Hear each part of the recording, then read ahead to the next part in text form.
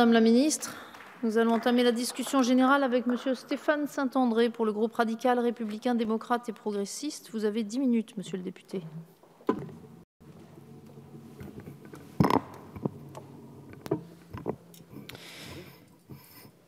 Madame la Présidente, Madame la Ministre, Monsieur le Président de la Commission des lois, Monsieur le rapporteur, chers collègues, la proposition de loi que nous examinons aujourd'hui vise à instituer des funérailles républicaines et prend acte du nombre croissant de familles sollicitant les mairies afin d'organiser des cérémonies civiles pour les funérailles de leurs proches décédés.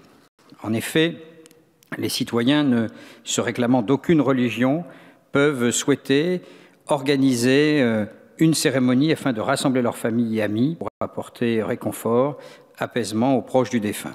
Aujourd'hui, lors des funérailles, peu d'espace permettent aux familles et amis du défunt de se recueillir s'ils ne souhaitent pas aller dans un lieu de culte. Ainsi, dans le cadre d'une incinération, un temps est accordé aux proches au crématorium afin de permettre ce recueillement, mais cela ne concerne seulement que 30% des obsèques.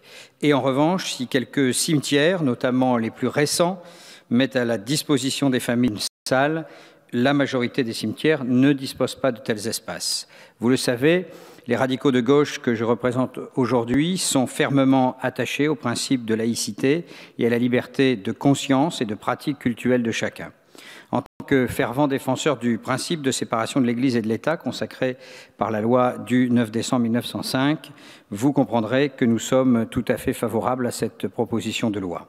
Et qui plus est, des personnes se réclamant d'une religion peuvent souhaiter, pour des raisons personnelles ou familiales, bénéficier d'une cérémonie d'obsèques civiles afin de ne pas intégrer d'aspect religieux.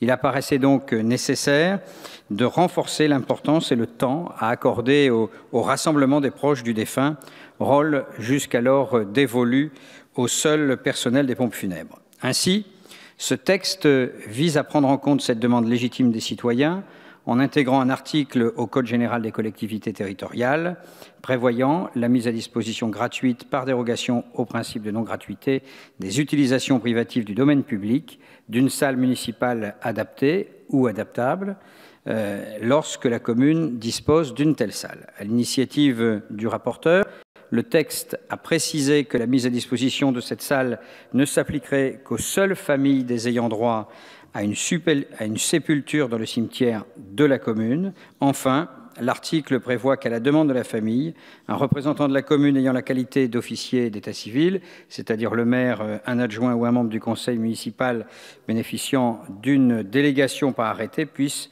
procéder à une cérémonie civile.